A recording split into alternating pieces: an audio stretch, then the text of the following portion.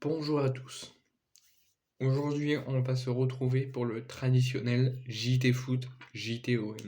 Vous m'excuserez à quelques moments de la vidéo, j'ai le hockey, donc ça se peut que des fois je peux... C'est parce que j'ai le hockey. Ensuite, donc première info de ce JT Foot, avant de parler de l'Olympique de Marseille, j'ai une information à vous donner concernant Zlatan Ibrahimovic, âgé de 41 ans. Il devrait, à la fin de la saison actuelle, quitter le Milan AC. Il ne devrait pas prolonger au Milan AC. C'est ce qu'on reçoit comme information du côté de l'AC Milan. Il devrait mettre fin à son contrat, qui, je répète, se termine en fin de saison, soit le 30 juin prochain. Et c'est une grande annonce. Donc Zlatan Ibrahimovic ne nous dit pas s'il va arrêter sa carrière ou non, mais en tout cas, il devrait quitter l'Olympique de Marseille. L'Olympique de Marseille. Il devrait quitter, l'AC Milan en fin de saison. Ensuite, j'aimerais remercier Memphis Depay qui a réagi sur Instagram aux injures racistes que Lukaku a été victime. Je vous avais fait une vidéo, j'avais fait mon coup de gueule, je vous avais expliqué la situation, je vous avais fait un rappel des faits. Je vais pas le refaire, parce que déjà c'est quelque chose d'assez fort et qu'il faut pas trop en parler. Donc Memphis Depay a réagi et a passé un message aux instances de football européen et aux joueurs en nous disant, en gros, en nous disant aveugle et sourd au monde, mais jamais au racisme.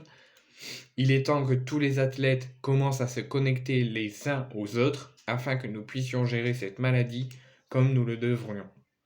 Une fois que nous sommes réunis, nous pouvons vraiment changer les choses parce que ces entreprises coopératives ne vont pas le faire pour nous.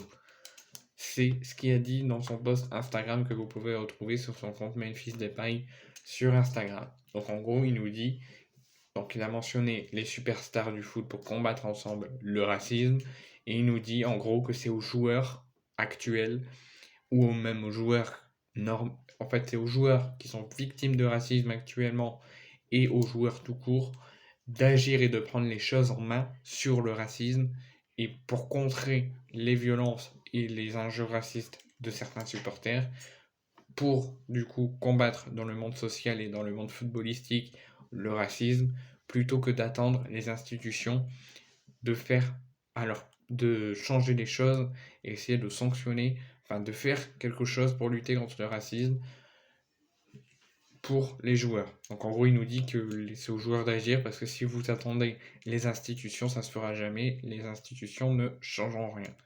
Et ça, il a totalement raison. Malheureusement, les joueurs sont victimes, ils ne devraient rien à faire, devraient juste demander aux institutions de réagir. Normalement, c'est les institutions qui devraient faire condamner des choses comme ça et essayer de changer les choses. Mais si les institutions ne font rien et n'en ont rien à foutre, bah, c'est aux joueurs de réagir. Ensuite, je souhaite un joyeux anniversaire à Franck Ribéry qui fête aujourd'hui ses 40 ans. Il est notamment passé par la Salernitana, par le Bayern Munich, par l'Olympique de Marseille et par plein d'autres. En tout cas, je lui souhaite un très bon anniversaire.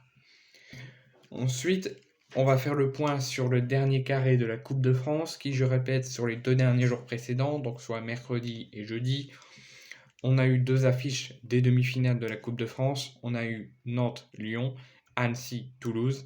Donc Nantes-Lyon mercredi, Annecy-Toulouse hier soir. Toulouse s'est qualifié 2-1 sur une bourde d'Annecy en fin de match pour se qualifier au Stade de France en finale. Ils n'ont pas été au Stade de France depuis 1952, où en 1952 ils ont remporté la Coupe de France. Donc ils vont essayer d'arrêter cette longue série depuis 1952 sans la remporter, et vont essayer de la remporter. Côté nantais, c'est la 2e fois d'affilée, donc ils ont éliminé Lyon à la Beaujoire, et c'est la 2e fois d'affilée qu'ils vont se qualifier en finale de la Coupe de France, qui vont donc retrouver le Stade de France. Concernant cette affiche, donc Nantes-Toulouse, le 29 avril prochain au Stade de France, on va faire un point sur un mini historique sur la rencontre, qui, je répète, La dernière rencontre qui a eu lieu entre Nantes et Toulouse, c'était au temps des barrages Ligue 1, Ligue 2 pour autant où il n'y avait pas 4 descentes, il n'y avait que 3 descentes, donc non, 2 descentes, 19, 20e, il descendait 18e barragiste. C'était lors d'une affiche d'un barrage Ligue 1, Ligue 2. Pour Nantes, c'était pour éviter la relégation en Ligue 2, et pour Toulouse, c'était de monter en Ligue 1. Donc ils vont se retrouver quelques années plus tard après cette affiche.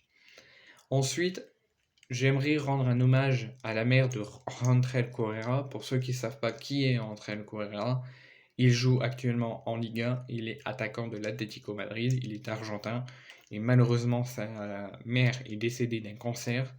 Donc en tout cas, j'envoie toutes mes condoléances et mon courage et mon soutien à Randrel Correa pour ces périodes difficiles après la perte de sa mère. Et j'envoie aussi toutes mes condoléances et tout mon courage et tout mon soutien à la famille et aux proches, aux amis de la mère de Randrel Correa et de lui-même.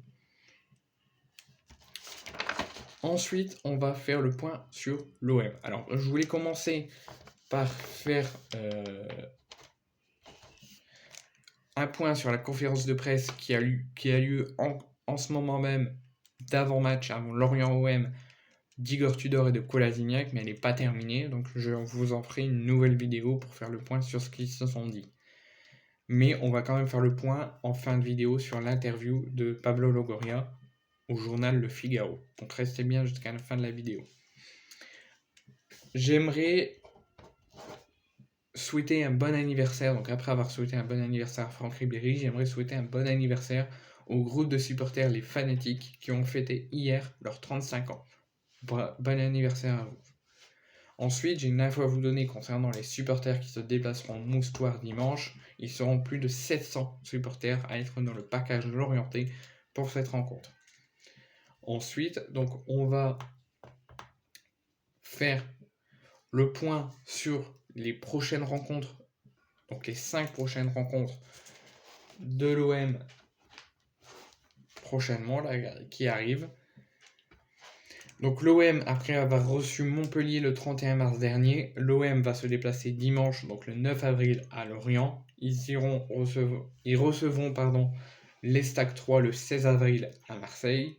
Ensuite, ils se déplaceront pour l'Olympico à Lyon le 23 avril. Ils recevront Auxerre le 30 avril et ils termineront au mois de mai, le 7 mai, à Bollaert, à Lens. Ensuite, on va faire le point sur l'interview de Pablo Longoria, que j'essaie de retrouver ce qu'il a dit, le point sur l'interview de Pablo Longoria au journal Le Figaro. Donc il est revenu sur la fin de saison de l'OM, sur ses ambitions pour l'OM, sur son avenir en tant que président de l'OM, et aussi sur l'avenir d'Igor Tudor. Donc je répète que Pablo Longoria est arrivé durant l'été 2020, donc durant le Covid, en tant que directeur sportif d'abord. Pablo Longoria a déjà connu de nombreuses émotions dans la cité phocéenne. Il a été nommé président du club après seulement quelques mois en tant que directeur sportif du club. L'Espagnol a su remettre l'entité marseillaise dans le bon sens en remettant le sportif au cœur du projet. De nombreux changements ont eu lieu, que ce soit parmi les dirigeants ou parmi les joueurs ou parmi les coachs, ce qui a permis à l'OM de retrouver la Ligue des Champions cette saison. Malgré ce retour sur la scène européenne qui a été catastrophique, Pablo Longoria nous estime qu'il n'est qu'à 20-30% de ce qu'il veut faire à l'Olympique de Marseille et nous confirme, malgré les rumeurs l'envoyant à la Juventus de Turin ces dernières semaines, il nous dit que jamais il ne quittera l'OM, qu'il ne croit pas qu'un président de l'OM puisse chercher un autre club, ce serait un manque de respect envers l'institution qui est plus que grande que Pablo Longoria. Donc il nous dit sur son avenir qu'il est encore très loin de quitter l'Olympique de Marseille et qui va rester à l'Olympique de Marseille. Concernant l'élimination honteuse et pitoyable contre Annecy en Coupe de France, il nous dit que c'est une grande déception qui a amené une vraie réflexion. C'était inacceptable car on s'était fixé l'objectif d'aller chercher cette Coupe de France et au moins d'avoir un trophée cette saison. Mais il nous dit que donc c'est lamentable, c'est inacceptable, comme tous les supporters de l'OM pensent. Mais il nous estime que l'OM a été en mode euphorie après la qualification contre Paris. Concernant l'avenir d'Igor Tudor au club, il nous dit qu'il va remercier Igor Tudor pour avoir élevé son niveau de discipline, le niveau de discipline du club, de rigueur et d'exigence. Donc il remercie Igor Tudor pour ça. Il ne confirme pas qu'Igor Tudor sera encore à l'OM la saison prochaine, en envoyant le conditionnel sur son futur. Donc on le saura sans doute en fin de saison ou pendant la préparation de la saison prochaine.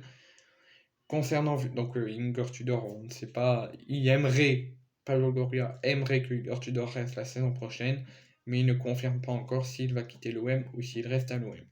Concernant Vitinha, il nous dit qu'il faut avoir de la patience et qu'il évoque le cas Vitinha comme un symptôme de la société actuelle, toujours plus individualiste et impatiente.